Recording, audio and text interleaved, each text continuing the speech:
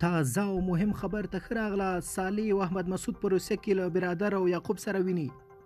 د مقاومت جبهې سره تازه د اړیکو رغولو پیل.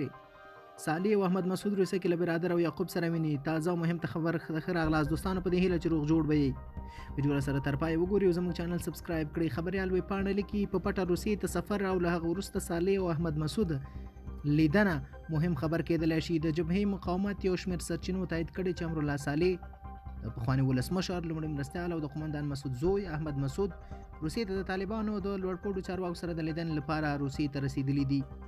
تر دې وړاندې د افغانستان د ملي امنیت پخواني رئیس رحمت الله نبیل چې ملا یعقوب او برادر په پټ سفر مسکو ته تللي دي چې اوس تازه بیا یو شمېر سرچینو د صالح او احمد مسعود له دوی سره د لیدنې راپور ورکړی. طالبان د مقاومت جبهې په نوم کسانو سره د روغې جوړې ټول شموله حکومت د جوړېدو په لټه کې دي تر څو نړۍ یې ومني او د دوی فرمایشات پر ځای کړي. په ورته وخت کې د طالبان د بهرنیو چارو وزیر امیر خان متقي په یو رسمي سفر ناروې ته تللی او هلته د امریکا په ګډون د یو شمېر نورو هیوادونو سره غونډه ده.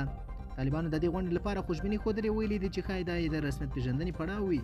تر اوسه پورې د دې غونډې او طالبانو د لیدنو کتنو نتیجه نه ده معلومه، خو د دې کوښښ کېږي چې د خپلې ازموینې دوره بریالۍ ترلاسه کړي تر څو د نړۍ له سترګو نه هم خپله حکومتي مخ ته یوسي. تر اوسه پورې داسې څه نه دي ترسره شوي چې طالبان دې باور وکړلی شي. طالبان بیا دا ادعا لري چې ټول قوانین او شرایط د یو دولت لپاره لازم دي پر ځای کړي دي. اوس د نړۍ نوبت دی چې دوی جوړ شوی دولت په رسمیت وپېژني.